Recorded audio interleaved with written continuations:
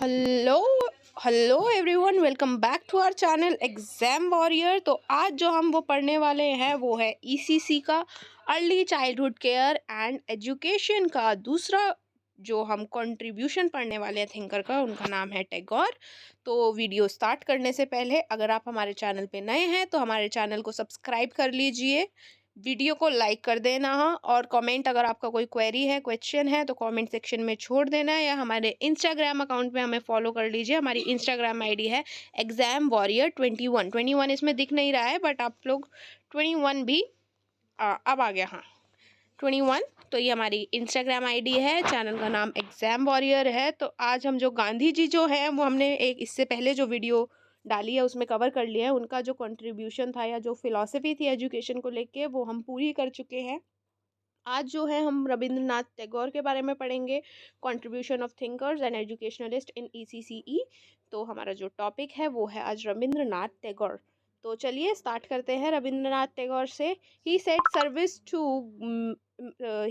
Service to man is service to God. मतलब आप इंसान को अगर अच्छी सर्विसेज देंगे तो आप भगवान के लिए करेंगे, मतलब ह्यूमैनिटी अगर आप दिखाएंगे बेसिक। तो Rabindranath Tagore was born on 7 मई 1861 को कलकत्ता में हुए थे।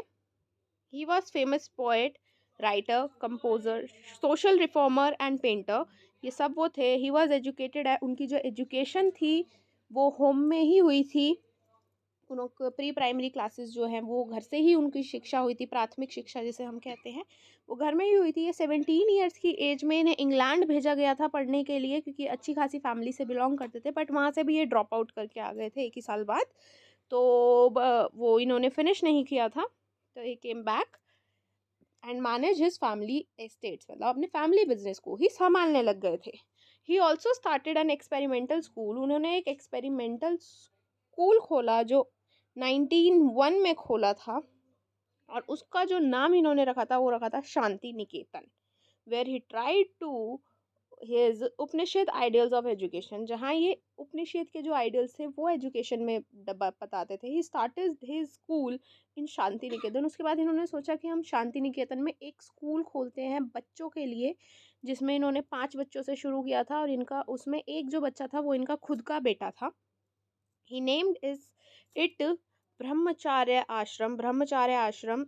Letter it was transferred into world famous with Vishwa Bharati, that is combination of eastern and western. मतलब इन्होंने कहा था कि ये जो आश्रम है ब्रह्मचार्य, यहाँ पे बाहर के बंदे हैं जो इंडियन नहीं हैं वो भी आ सकते हैं, इंडियंस भी आ सकते हैं, और जातिवाद वगैरह बिल्कुल भी ये नहीं मानते थे। तो इन्होंने कहा था कोई भी धर्म का हो, कोई भी रिलीजन का हो, वो बंदा आके यहाँ मेडिटेशन कर सकता है और नेचर से अपने आप को कनेक्ट कर सकता है।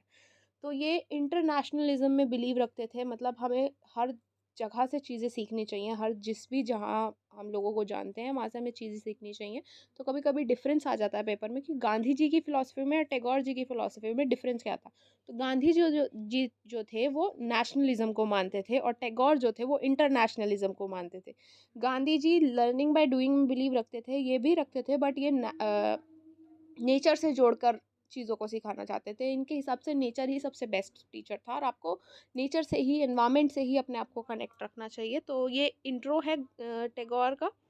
तो इतना इंट्रो ही आपके लिए सफिशिएंट है, इतना लिखेंगे, वरना अगर आपको अपनी तरफ से कुछ ऐड करना है, क्योंकि बचपन से पढ़ते आ रहे हैं गांधी जी को, टैगोर को, तो आपको अपनी तरफ से कुछ पता है तो आप वो भी इसमें ऐड कर सकते हैं जब आप अपना आंसर फॉर्मेशन कर रहे होंगे। अब एम्स क्या थे टैगोर के था एक सेल्फ रियलाइजेशन हो, कि बच्चे को अपना सही गलत खुद पता चले, वो सेल्फ रियलाइजेशन करे, इंटेलेक्चुअल डेवलपमेंट हो उसका, क्रिएटिविटी, मेंटली वो कैसे सोचता है, क्या करता है, वो भी डेवलप हो, फिजिकल डेवलपमेंट हो, लॉ फॉर ह्यूमैनिटी, उसके अंदर इंसानियत भी हो।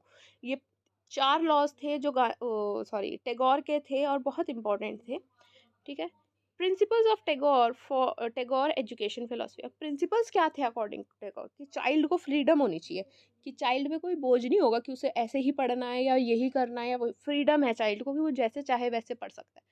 उसकी जो एजुकेशन होगी वो मदर टंग में होगी, मीडियम जो होगा इंस्ट्रक्शन का वो मदर टंग होगा बच्चे का, बेस्ड ऑन रियलिस्टिक्स ऑफ लाइफ। मतलब रियल चीज़ों से लाइफ में कनेक्ट करके बच्चों को पढ़ाना है। ये नहीं कि उन्हें रटी रटाई चीज़ें, किताबी ज्ञान ही उन्हें बस देना है, नहीं, उन्हें एक्सपीरियंस जो है रियलिस्टिक वर्ल्ड से देना है, रियल चीज़ों का देना है। Active communication with nature and man. Actively बच्चे को नेचर से कनेक्ट रखना है। मतलब इनका जो ये शांति निकेतन था या जो आश्रम इन्होंने खोला था ब्रह्मचार्य, इसमें ये बच्चों को एक गार्डन टाइप होते हैं ना जैसे पार्क, वहाँ पेड़ के नीचे पढ़ाते थे, या सारी इनकी क्लासेस बंद कमरों की नहीं होती थी, ये बच्चों को एनवायरनमेंट में खुली जगहों पे ही पढ़ाते थे।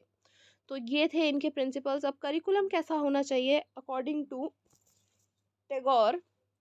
Curriculum should be activity centre होना चाहिए, कि एक्टिविटीज़ उसमें बहुत हों, कि बच्चे का फिजिकल ग्रोथ करनी है तो एक्टिविटी से ही होगी। तो activities must be in the curriculum. Curriculum should be flexible and child centre. Flexible होना चाहिए, बहुत ज़्यादा रिजिड नहीं होना, मतलब बहुत ज़्यादा स्ट्रिक्ट करिकुलम नहीं होना चाहिए कि हमने ये करिकुलम में लिखा है तो यही होगा। अगर उस करिकुलम को चेंज करना हो कभी बच्चों के लिए या बच्चों के कंफर्ट के लिए, तो वो करिकुलम चेंज हो पाए, ठीक है। और चाइल्ड सेंटर होना चाहिए, not in favour of bookish learning. अब बुकिश लर्निंग जो है वो बच्चे की नहीं होनी चाहिए। हाँ, तो बुकिश लर्निंग नहीं होनी चाहिए, रटा रटाया रोट लर्निंग नहीं करानी है, उन्हें रट्टाफिकेशन नहीं लगवाना है, उन्हें नेचर से कनेक्ट करना है, नेचुरल रियलिस्टिक चीज़ों से कनेक्ट करना है, फिर उन्हें पढ़ाना है। और उनके जो सब्जेक्ट होने चाहिए करिकुलम में, English, history, literature, science should be included. सारे ऑलमोस्ट सब्जेक्ट्स होने चाहिए। और चाइल्ड को ना फेमिलियर चीज़ों से ले जाकर अनफेमिलियर चीज़ों तक ले जाना चाहिए।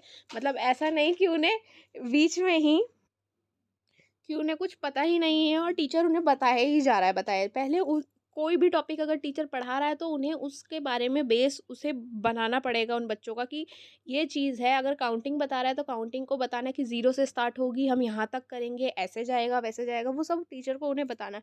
अब एक्टिविटीज़ क्या होनी चाहिए बच्चों के करिकुलम में? Dancing, music, art, gardening, painting, ये सब एक्टिविटीज़ उनको डेली बेसिस पे करानी चाहिए, जिनसे उनका मेंटल एबिलिटी, उनका जो मोटर स्किल्स हैं वो सब भी डेवलप हों साथ साथ। अब मेथड ऑफ टीचिंग क्या होना चाहिए? Learning by doing. पहला मेथड ये है कि बच्चा कर कर सीखे, उसे करा कराया ना सामान मिल जाए कि और उसने बस उसे याद कर लिया और उसका हो गया, वो बच्चा करके सीखे। क्वेश्चनिंग आंसरिंग मेथड होना चाहिए, कि टीचर एक्टिवली क्लास में क्वेश्चन पूछे और बच्चों से आंसर्स मांगे। एक्टिविटी मेथड होना चाहिए कि किसी भी एक्टिविटी के थ्रू टीचर बच्चों को कुछ भी करा रहा है। डिस्कशन होना चाहिए क्लास के अंदर, कि ऐसा नहीं कि बस टीचर ही टीचर बोलेगा और सामने जो बच्चा है वो चुपचाप उसे सुनता ही रहेगा। दोनों साइड से बराबर के दोनों सब बोलेंगे। टीचर बोल रहा है, अगर वो क्वेश्चन पूछ रहा है तो बच्चों को उसका आंसर देना चाहिए। अगर बच्चे आंसर नहीं दे रहे हैं तो टीचर को ये पूछना चाहिए कि उन्होंने आंसर क्यों नहीं दिया, क्या उन्हें समझ नहीं आया टॉपिक, या उन्हें किसी और चीज़ में प्रॉब्लम है। तो टीचिंग वाइल, अब नेक्स्ट जो है वो टीचिंग वाइल वॉकिंग। उन्हें टीचर को जो पढ़ाना है बच्चों को, वो वॉक करते करते पढ़ाना और सबसे इंटरेक्ट करना। ये नहीं कि वो किसी एक ही बच्चे पे फोकस रखेगी या किसी दूसरे पे ही रखेगी, सारे बच्चों पे इक्वल फोकस होना चाहिए एक टीचर का, ठीक है। अब रोल ऑफ टीचर कैसा होना चाहिए? रोल ऑफ टीचर जो है, teacher act as guide and show direction to children.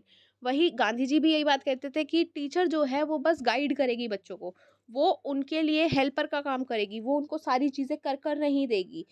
चीज़ों को कैसे करना है, कब करना है, किस हिसाब से करना है, वो बच्चों का अपना खुद का डिसीजन होगा। टीचर बस एज अ हेल्पर और गाइडर ही अपना रोल निभाएगी।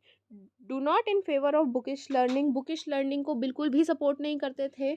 और freedom should be given. Child को कहते थे कि चाइल्ड को फ्रीडम हो, कि वो कैसे चाहता है पढ़ना या कौन से मेथड से चाहता है पढ़ना, वो उसके पास पावर हो। Full knowledge of subject. अब टीचर का ऐसा होना चाहिए कि टीचर को जो सब्जेक्ट वो पढ़ा रही है उससे पूरी नॉलेज होनी चाहिए। ऐसा नहीं है कि अगर बच्चा कोई क्रॉस क्वेश्चन पूछ ले तो टीचर को उसका आंसर ना पता हो। तो सारे क्वेश्चंस के आंसर टीचर को पता होने चाहिए और अपने सब्जेक्ट के बारे में प्रॉपर नॉलेज होनी चाहिए। टैगोर ये भी कहते थे कि एक टीचर को भी लगातार पढ़ते ही रहना चाहिए, क्योंकि उससे उनकी भी नॉलेज इन्हेंस होगी और उनके जो तरीके हैं पढ़ाने के या बच्चों को समझाने के, वो भी इम्प्रूव हो जाएंगे। Nature is the best teacher. अब नेचर से, अब इनका मेन जो फोकस था वो नेचर से ही था, तो इनके हिसाब से नेचर जो था वो बेस्ट टीचर था, क्योंकि वो बच्चों को हर अच्छी बुरी चीज़ अपने हिसाब से सिखा देता था। अब डिसिप्लिन कैसा होना चाहिए बच्चों के अंदर? एक तो सेल्फ डिसिप्लिन होना चाहिए, बच्चे को अपने आप सीखना चाहिए कि उसको कैसे डिसिप्लिन में रखना है या क्या करना है। और अगेंस्ट पनिशमेंट होनी चाहिए। पनिशमेंट के तो अगेंस्ट गांधी जी भी थे, उनकी फिलॉसफी में भी था। कि बच्चों को कोई भी स्ट्रिक्ट रूल्स से या मार पीट कर कर नहीं उन्हें कुछ भी सिखाना है। अगर उन्हें नहीं समझ आ रहा तो या तो आप अपना टीचिंग स्टाइल बदलिए या अपना मेथड बदलिए कि जिस मेथड से आप बच्चे को समझा रहे हैं। तो ये था। और एक फ्रीडम टू स्टूडेंट, कि स्टूडेंट को फ्रीडम हो कि वो कैसे कौन सा टॉपिक समझना चाहता है। अगर उसे नहीं आया है कुछ समझ, अगर वो टीचर से पूछ रहा है तो वो क्या करे। तो ये थी टैगोर की फिलॉसफी ऑफ एजुकेशन। तो आई होप आप लोगों को ये समझ आई होगी और अच्छी भी लगी होगी। और क्वेश्चन ज़्यादा वैसे नहीं आते हैं, 10 मार्क्स का आएगा तो आपको ज़्यादातर यही पूछा जाता है कि टैगोर की और गांधी जी की फ़िलॉसफी में डिफरेंस बताइए क्या थे या सिमिलैरिटीज़ क्या थे। तो सिमिलैरिटीज़ तो बहुत सारी हैं कि ये रोट लर्निंग को मना करते थे और फ्रीडम चाहते थे चाइल्ड की, पनिशमेंट ना हो चाइल्ड के लिए, कोई भी स्ट्रिक्ट करिकुलम जो हो वो फ्लेक्सिबल हो। ये तो हो गई उनकी सिमिलैरिटीज़। अब डिफरेंसेस क्या है कि टैगोर जो थे वो इंटरनेशनलिज्म को फॉलो करते थे और गांधी जी जो है वो नेशनलिज्म को फॉलो करते थे। टैगोर का मानना था कि आप दूसरे देश वालों से भी सीख सकते हैं चीज़ अगर वो कुछ अच्छा है उनके पास, बट गांधी जी कहते थे जो आपके पास है, आपके देश में है, आपको वही चीज़ें फॉलो करनी है। और टैगोर जो थे वो नेचुरलिज्म में बिलीव रखते थे, नेचर से बच्चों को कनेक्ट करते थे, नेचर के थ्रू बच्चों को चाहते थे पढ़ाना। बट गांधी जी चाहते थे कि बच्चा सीखे, चाहे वो लर्निंग बाय डूइंग सीखे या कैसे भी सीखे, बट बच्चे को सीखाना आना चाहिए कि वो सीख रहा है चीज़ें अपने स्कूल टाइम पे। और उन्होंने, गांधी जी ने कहा था कि 7 ईयर्स तक की एज के बच्चे की एजुकेशन बहुत इंपॉर्टेंट है, but according to Tagore education किसी भी एज में हो वो बहुत ही ज़्यादा इंपॉर्टेंट होती है। ठीक है। तो अब इनके गांधी जी के भी एम्स और प्रिंसिपल्स थे अलग अलग और टैगोर के भी अलग अलग है। तो ये आपको दोनों के अच्छे से याद करने होंगे क्योंकि डिफरेंस बिटवीन बहुत बार क्वेश्चन में रिपीटेडली पूछा जाता है गांधी जी का और टैगोर का कि उनकी इंडिविजुअलिटी के डिफरेंसेस क्या थे फिलोसफी के। ठीक है। तो आप लोग, आई होप आप लोगों को नोट्स का जो है वो इंस्टाग्राम पे मिल जाएंगे, ये नहीं तो आप यहाँ से भी स्क्रीनशॉट ले सकते हैं। आप, आई होप आप लोगों ने स्क्रीनशॉट ले लिए होंगे अभी तक। तो अगर नहीं भी लिए होंगे तो आप दोबारा ले लीजिएगा, मैं बहुत धीरे धीरे ही स्लाइड्स चला रही हूँ।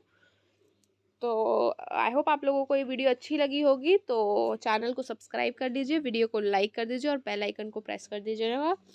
और bye, have a nice day guys.